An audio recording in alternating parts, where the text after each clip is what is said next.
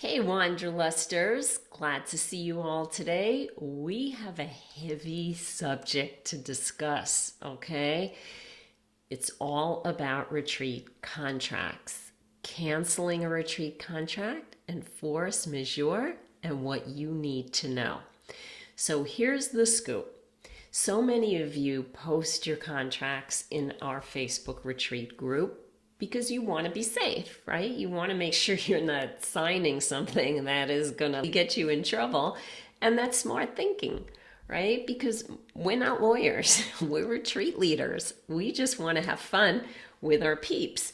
But at the same time, we don't want to sign a contract that's going to get us into trouble or that we can't get out of given the current situation of COVID-19 and the pandemic. And I doubt this is the first one that we're going to experience. So it's really good to know the legal aspects. And I think that is being a really smart retreat leader. So before I begin on this discussion, first I want to thank Melanie Scott for this information. I really appreciate her wise experience in talking about this. And also, I just want to say, I am not a lawyer, okay? I am not a lawyer. I am a retreat leader. I may be an ex-doctor, happy to talk about those things, but I am not a lawyer. So I want you to understand everything I'm sharing with you here. And if you have an issue, I want you to contact your lawyer, okay? But this is going to help a lot in educating you on the subject in general, so at least you can have a conversation. You're going to know what to look for and what it means, okay? So if I could get that across to you today, that's fantastic. And then if you do have a serious problem, you definitely want to talk to your lawyer about it, okay? We good? Okay, great. So, as you may already know, many contracts include what's commonly known as a force majeure provision.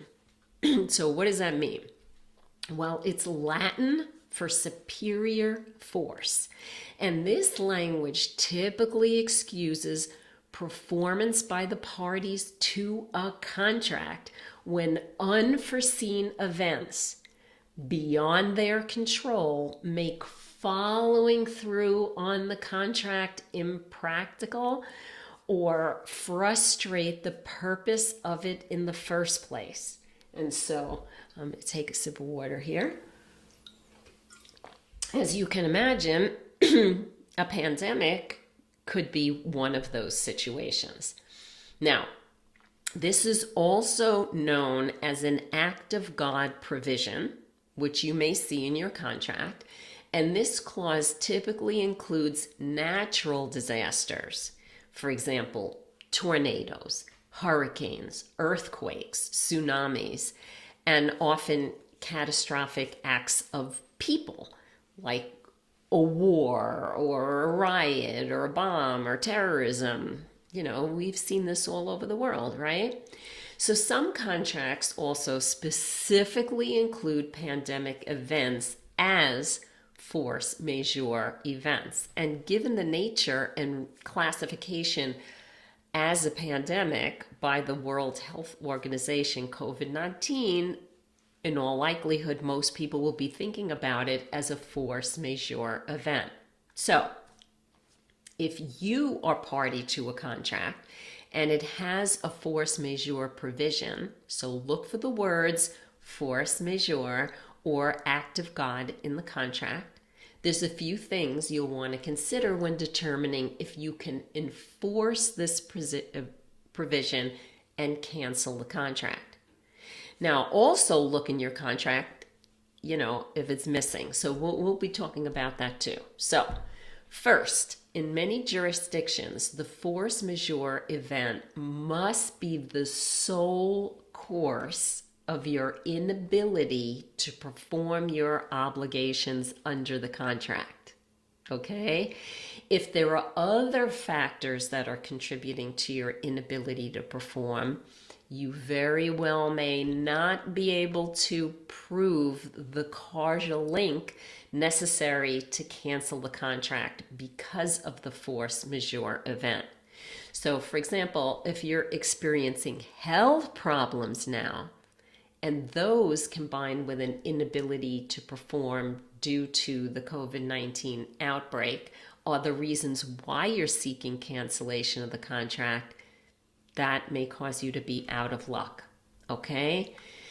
Now, the specific laws governing your contract are what determine the level of causation required to cancel a contract pursuant to a force majeure provision. So that's why, as I said before, you need to get adequate legal advice about your specific contract and situation. Now, we book retreats worldwide. So don't forget, you're signing a contract with someone in another country. You're in one country and they're in another country. So that makes another level of legal complexity, right? All right, moving on.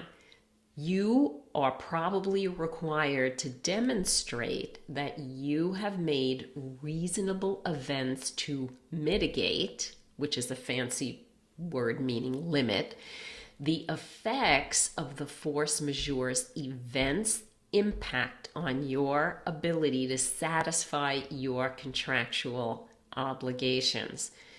Now, if there's something reasonable you can do, you must generally show you've done it. And what's considered a reasonable mitigation option has to be determined on a case-by-case basis. Okay? So, for example, if you can't even fly out of your country to get to your retreat, that's a problem you have no control over, right? So that's something serious. But if your, best friend got COVID and you want to take care of them or need to do something, that's not going to be an excuse. You see what I mean? Third, you have to comply with all notice provisions in your specific contract.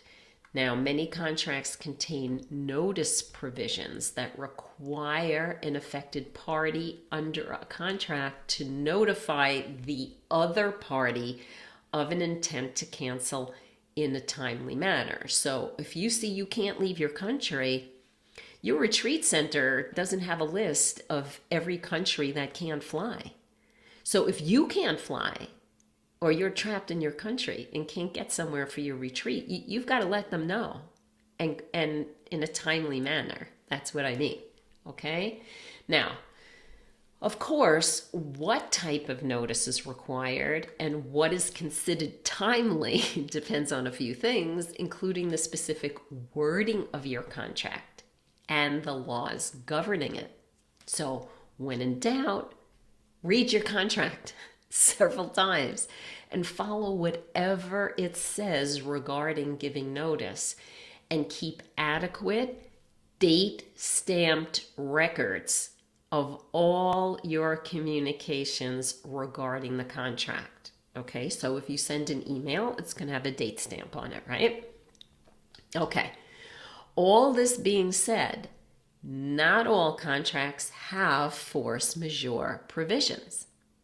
If yours does not, you still may be able to cancel a contract because of a force majeure event like COVID-19. Now, there are 3 legal doctrines that are recognized in many legal jurisdictions that can possibly help you. Now, of course, what I'm sharing with you is appropriate for the United States.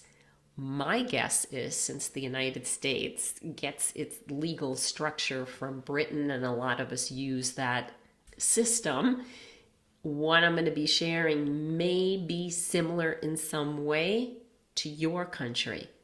But again, I'm not a lawyer, not in my own country, and definitely not in yours. So make sure you get proper advice on this, okay? So let me share these 3 legal doctrines.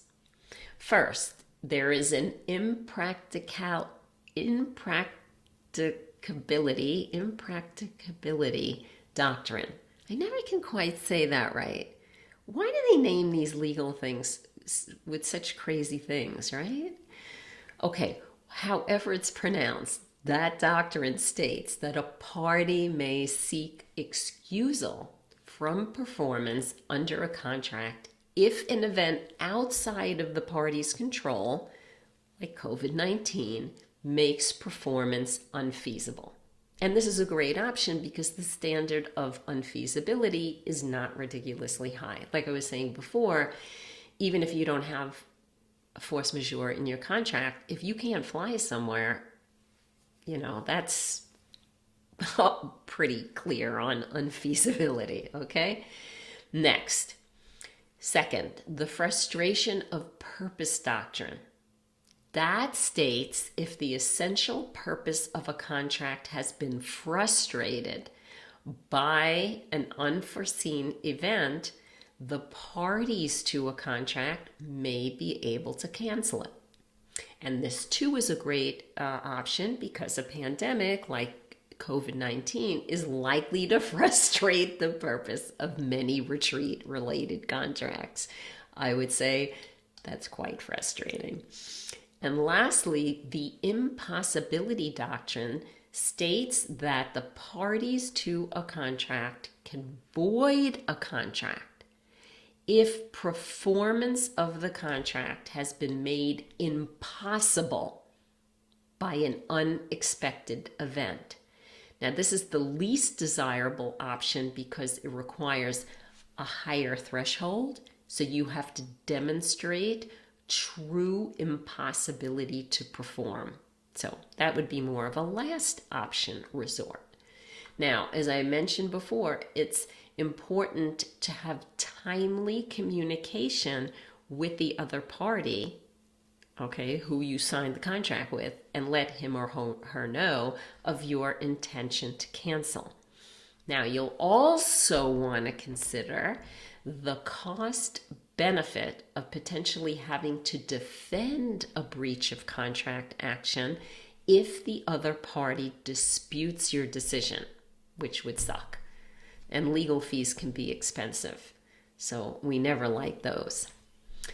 Keep in mind, regardless of whether your contract has a force majeure provision or not, your ability to cancel a contract because of an event like COVID-19 is time sensitive, always. So force majeure events are limited in nature and they don't last forever. Thank goodness, I guess. So once a force majeure event has terminated, your ability to cancel a contract because of it after the effect, that's going to be greatly impacted. So time is a factor. So as I said before, don't delay in asserting your legal rights. You could be sorry. So if you find yourself in a situation where you are a party to a retreat-related contract and your ability to perform your obligations under that contract are impacted by COVID-19, it's highly recommended that you immediately seek legal advice from a qualified lawyer who's well-versed in laws governing your particular contract. Okay, so all that said, you want to make sure that your contract is always in your benefit. They're going to make a contract that's going to be covering their ass the best that it can, right? But you, on the other hand, have to cover your butt the best you can.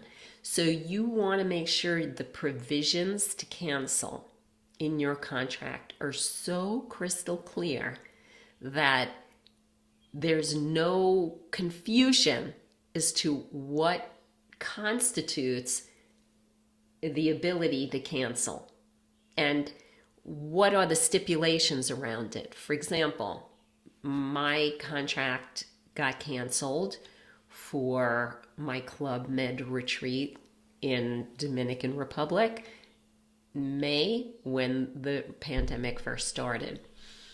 They allowed me to switch my dates. So for you, it needs to say in the contract what happens if the pandemic continues and you have to cancel. that country shuts down or your country shuts down. So it could be you can't leave or you can't get in. So, then what happens? It can't be that you just lose your money. So can you reschedule? Do you get 100% of your money transferred? Or are they going to deduct something?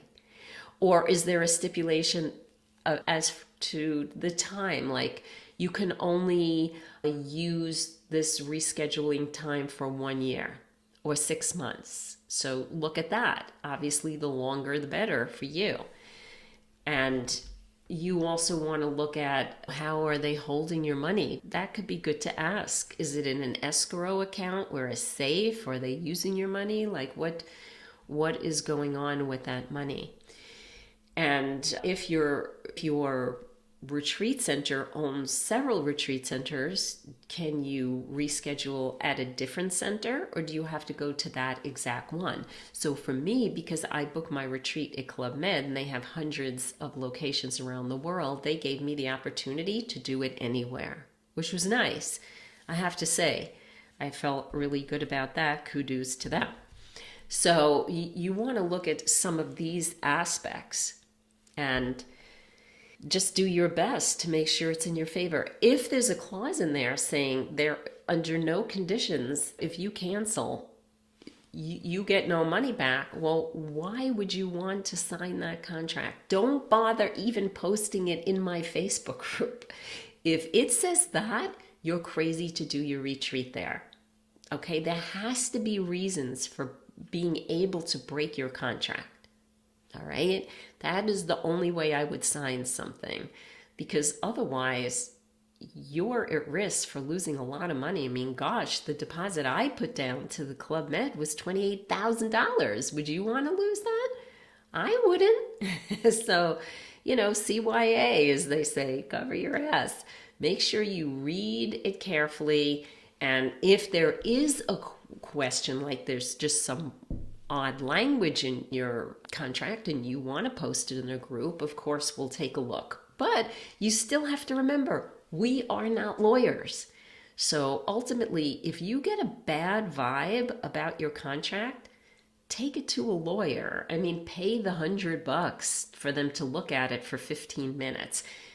Truly, that is $100 well spent, because if then you pay someone a deposit of $10,000 or $20,000, $5,000, any amount of money.